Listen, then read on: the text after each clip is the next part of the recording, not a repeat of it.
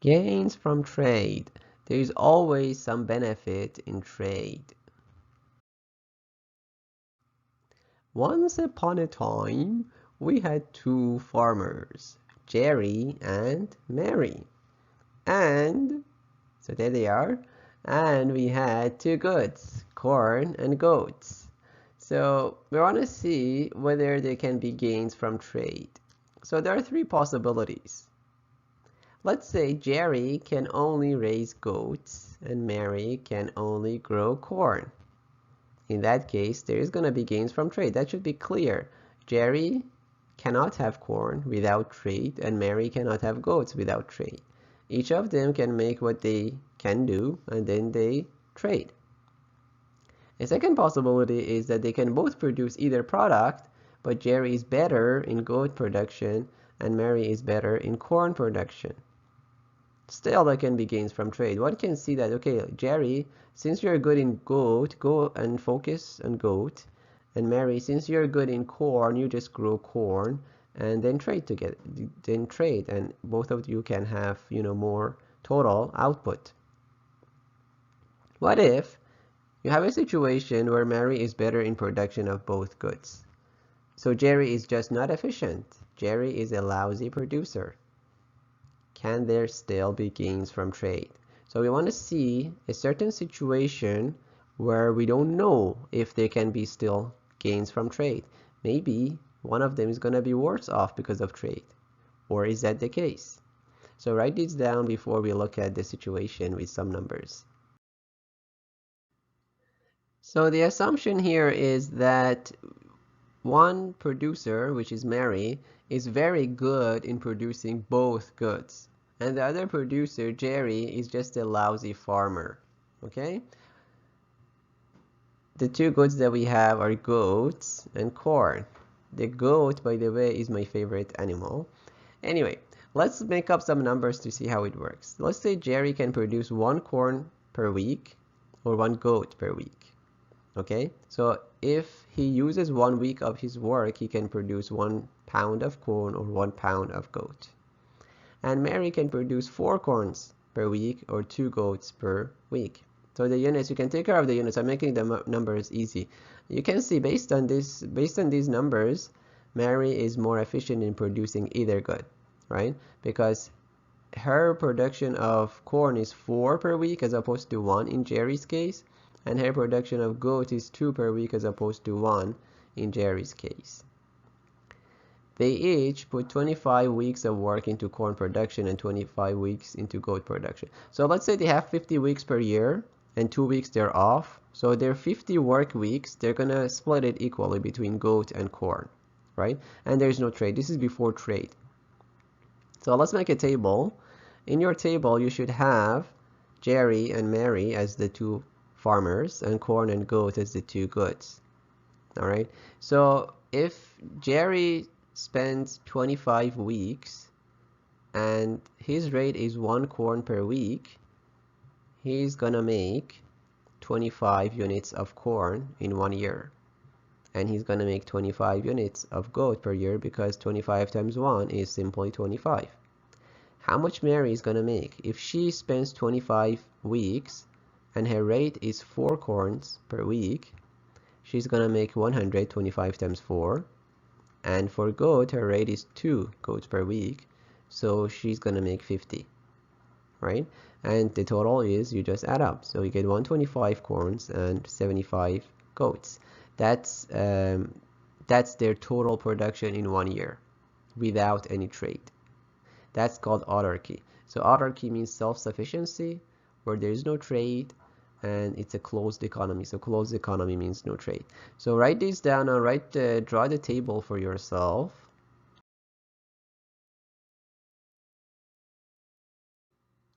Now we're going to move on to after trade. If the two farmers were to trade, what's going to be the best solution for them? So what you see on the screen is what you wrote already. You don't need to rewrite it. This is just the rates. Who should specialize in what? Who should grow what? The key thing here is opportunity cost. You should look at their opportunity cost. And opportunity cost is what you give up in order to do something. In this case, it's fairly simple. What you have is either make goat or make corn. So the opportunity cost of more goat is less corn, and the opportunity cost of more corn is less goat. All right? So for Jerry, the opportunity cost of making one corn is simply one goat, because if he has 1 week, in his 1 week he can make either one corn or one goat. So that's the trade-off. And you can notice that the two are just one is the inverse of the other. For Mary, the opportunity cost of one corn is half a goat. Now you might be like, hang on, how can you have half a goat? You can't kill the poor animal. But listen, the numbers are made simple here. Just think of pounds, okay? Half a pound. So the way you do it is that you say, oh, you can have either 4 corns or 2 goats. So the opportunity cost of one corn would be half a goat. This is cross multiplication. And the opportunity cost of one goat for Mary is 2 corns. Notice that these numbers are just the inverse of one another. 0.5 and 2 are inverse of one another. Now look at the numbers. Who is sacrificing more goats to make a corn? Jerry is sacrificing 1 goat. Mary is sacrificing half a goat. So Mary is more efficient here. What about goat? Jerry is sacrificing 1 corn for 1 goat. Mary is sacrificing 2 corns for 1 goat. So our lousy Jerry producer actually turns out to have a lower opportunity cost here. So Jerry can make goat with the smallest sacrifice of corn, which is only 1 unit. Mary can make corn with the smallest sacrifice of goat, which is half a unit. Jerry has comparative advantage in goat, and Mary has comparative advantage in corn. Okay? What is comparative advantage? Just look at the opportunity costs. The opportunity cost of goat is lower for Jerry. The opportunity cost of corn is lower for Mary.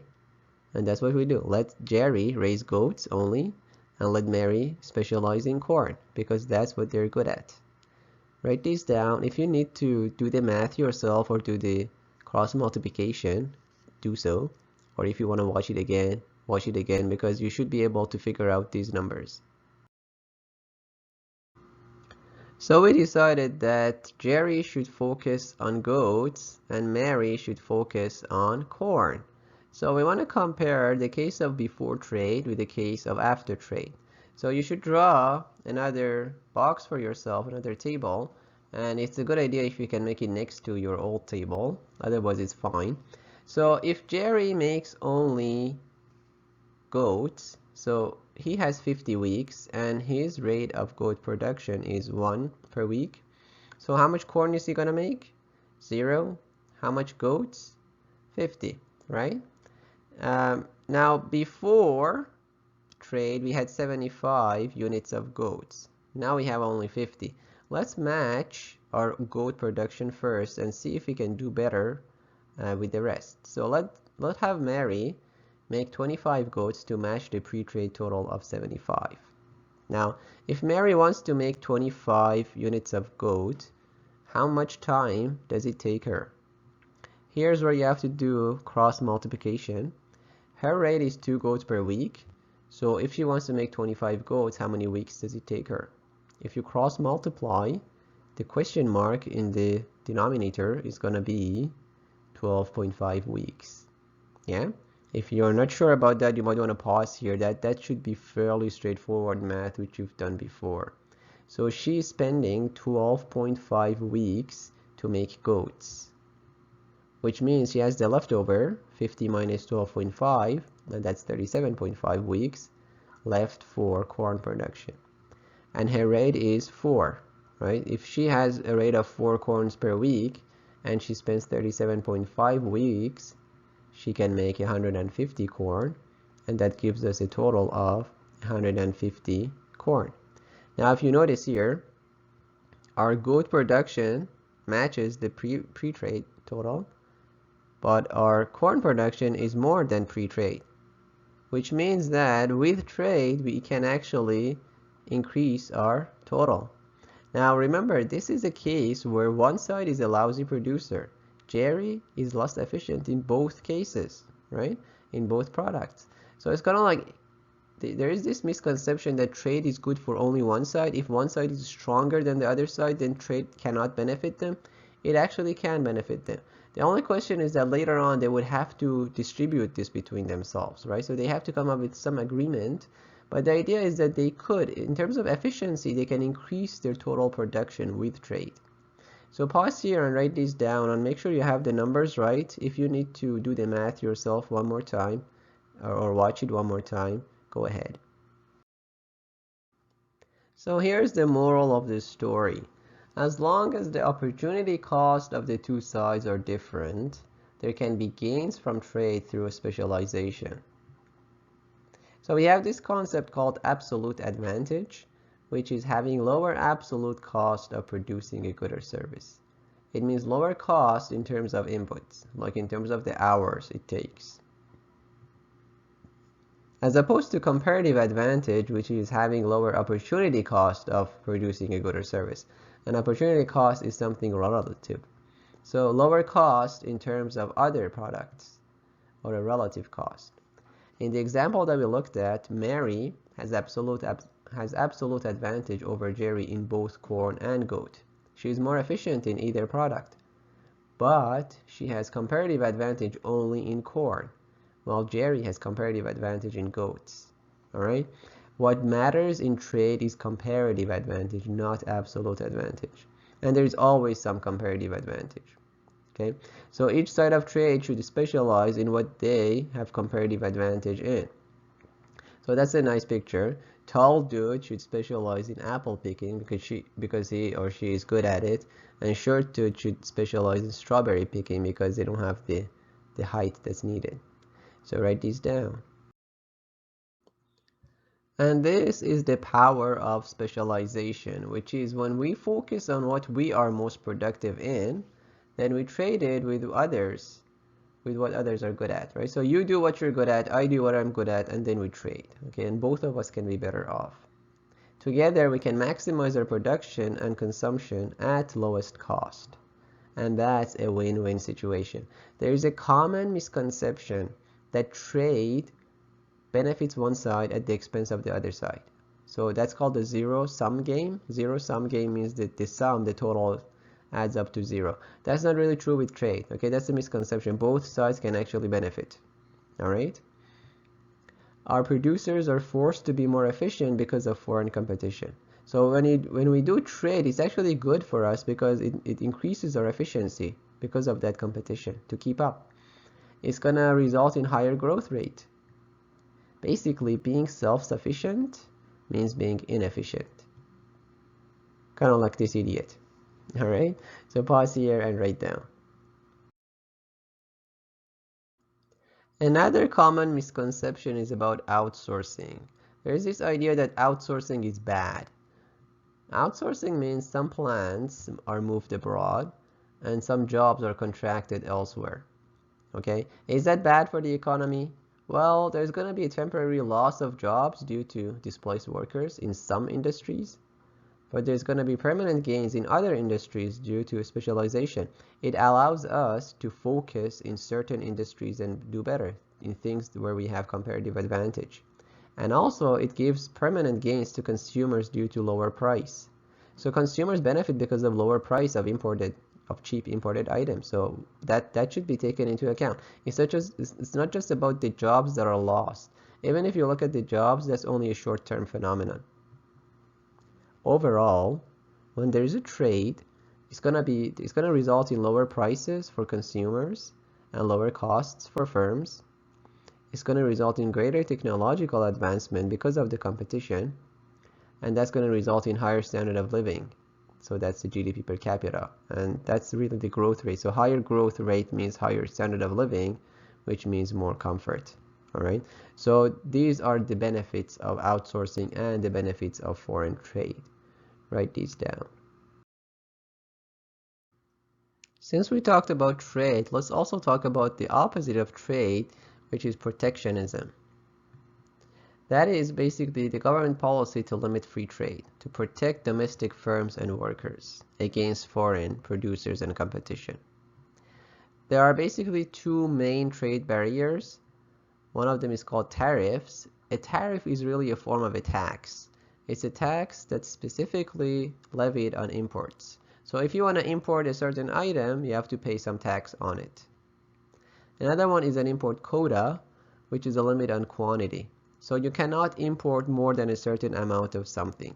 So in the dairy industry in Canada, we have this problem. We have import quota, and we also have tariffs where you cannot import more than a certain amount of cheese, for instance. So that's the idea of a quota, where you have a limited amount. The similarity is that both of them will result in higher prices. The difference is that in the case of a tariff, the higher price adds to the government's revenue because the government is collecting that tax. In the case of an import quota, the higher price goes to the foreign producers. But both of them effectively work in the same way. Both result in lobbying by domestic industries for an exemption or preferential treatment. So keep in mind that the government is this big guy who is in charge of rules, and they're collecting all this tax money. The tax money, think of it as a big pie. Everybody wants to have a slice of the pie. And if you have big influential lobbying power, you would go and try to snatch a piece for yourself. That's called rent seeking. Okay, so the definition of rent, economic rent, is income on some input or activity more than its opportunity cost. That's rent. Or increasing one's share beyond one's contribution and productivity. Okay, that's quite an important concept in economics. Basically, the idea of economic rent is that you are trying to increase your share of income or your share of total output beyond your contribution to it. All right, because of the incentives involved. Let me take a moment here to advertise a book here. There is a very nice book called The Choice by an economist called Russell Roberts. This is a fairly short book.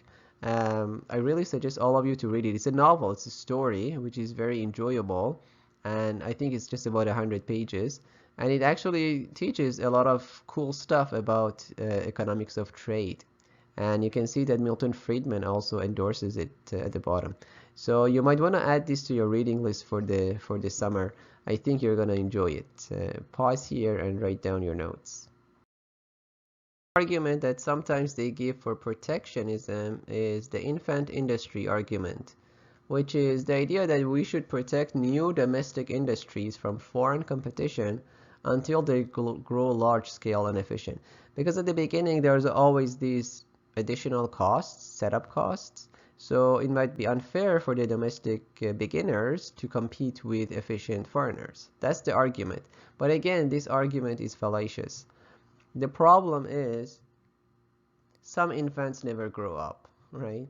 So basically they get used to it. They get used to government protection, and you can't ever take it off, especially if they have those lobbying powers. The key to efficiency is competition, not protection.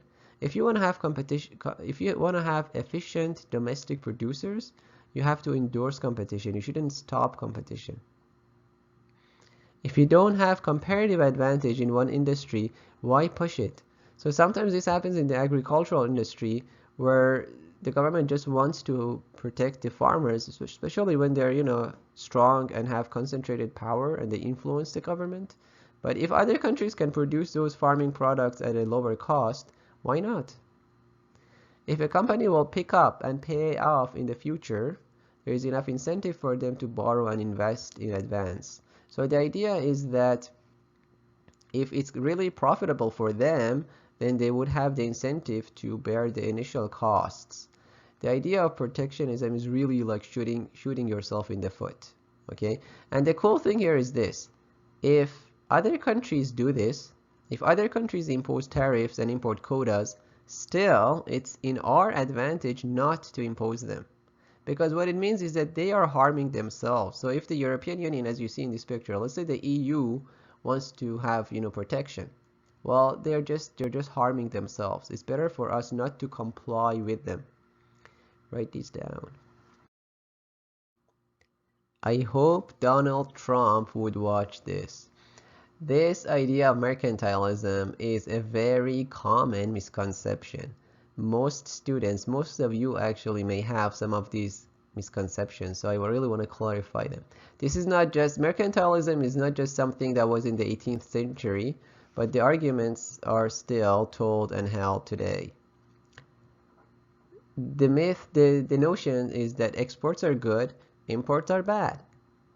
Exports stimulate the economy and create jobs, while imports depress the economy. So it's better to keep the money at home. Protect domestic jobs. That's an argument for protectionism. But that is a huge fallacy. Why? Because exports and imports are interrelated and interdependent. Practically speaking, it's impossible to have high exports without high imports, and it's impossible to have high imports without high exports. Why? Because of exchange rates. Think of this. The Canadian dollar is in the hands of Canadians, okay? And the foreign dollars or the foreign currency is in the hands of them. We would give our dollar or currency only in exchange for their goods and services. There is always this reciprocal situation, and we're going to look at some examples of this in a moment, but write this down for now. The reason why mercantilism is a myth is the whole idea that inflows and outflows are always matched with one another. When we import, it enables our trading partner to purchase from us, which means our exports.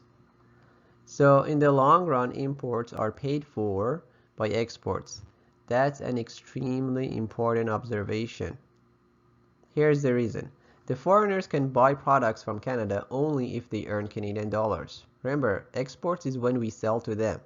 If we're selling to them, they need our dollars. How do they get Canadian dollars? They have only two ways. Either in exchange for selling us their goods and services, or their assets, like their land and their bonds and stocks, right?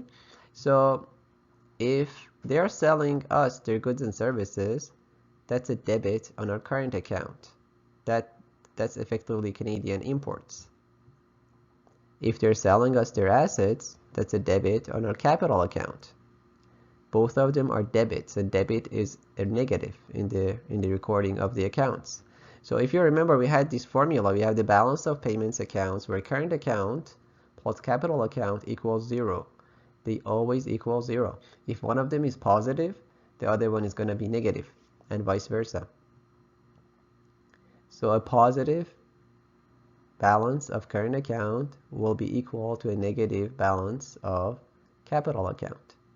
So for instance, let's say we export more than we import. The mercantile people are like, yay, we export more, that's a good thing, we have a trade surplus. Don't be so happy. What does a trade surplus mean?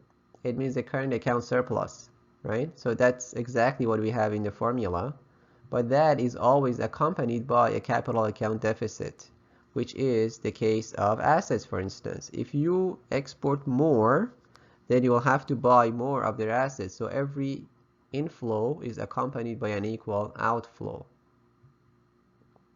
Restriction on imports will reduce our ability to export. It's going to create less jobs in the export sector. And gains from trade are due to our volume of trade, not the relative size of exports and imports. What matters is that you trade more, not the comparative size of X and IM. Here's the thing. Let's say the foreigners have a lot of our currency, right? Let's say we import a lot. So the mercantile myth is that, oh, you import a lot, that's a bad thing. You're going to suffer. But if you import a lot, it means you're buying a lot of their goods and services. And how are you paying for that? The only currency that you have is Canadian dollars. So you're paying them a lot of Canadian dollars. What are they going to do with Canadian dollars? What is Canadian dollar good for? They can use it either to buy our goods and services, which means exports, or they can use it to buy our assets, and that's also an inflow, right? So you can see that because of exchange rates, because of foreign exchange, always any inflow is matched by an equal outflow, and vice versa. What matters here is the idea of opportunity cost. Here's an example. The trade we talk about doesn't make a difference whether you talk about domestic trade or foreign trade. So trade between individuals and trade between countries, it follows the same logic. So let me give you an example. Let's say you decide that you don't want to purchase electricity because you want to be self-sufficient. Yeah? Is that going to create more job for you at home? It's going to create a lot more job for you at home because you have to do everything manually, right? You don't have electricity anymore. It's going to take you a lot more time to do anything. But is that a smart thing to do? Is that desirable? You are missing the time to do other more important and more productive things. You're spending your time on primitive needs, whereas with electricity you could have given the job to Hydro-Quebec and instead used your time for other things.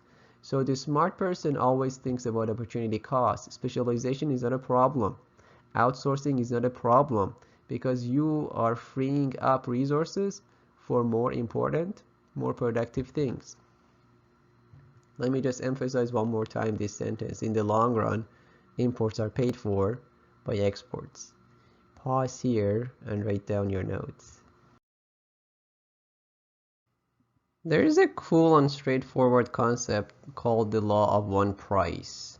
Basically, when a product is traded, its price will be the same across the globe, excluding transportation costs. So once you account for transportation costs, if you have international trade, each good should cost the same thing, right? It's kind of like the purchasing power parity idea. So we export a good or service if we can produce it at a lower cost than its world price. So if it's worth for us to produce it. So let's look at a very simple, good old supply and demand diagram. So consider an exported good. So for Canada, it could be lumber that we export or anything else. This is the Canadian market with Canadian demand and Canadian supply, and we have the equilibrium. So the quantity, the equilibrium quantity would be the quantity the Canadians buy and sell, and the price would be the price that the Canadians buy and sell. So this is all within Canada. Now, what's going on in the world? Let's say in the world for this product, let's say lumber, the price that we can get for it is higher than our domestic price. In other words, it's higher than the cost of producing it. Wow, that's kind of cool. So the world price is higher, which means that the quantity demanded at that price is low and the quantity supplied would be high. So at the world price, we have a surplus of it. We have excess of this material. That's why we can export it, right? So the size of our surplus would be our exports at the world price. That happens when we have comparative advantage in that product. We have comparative advantage in lumber, for instance.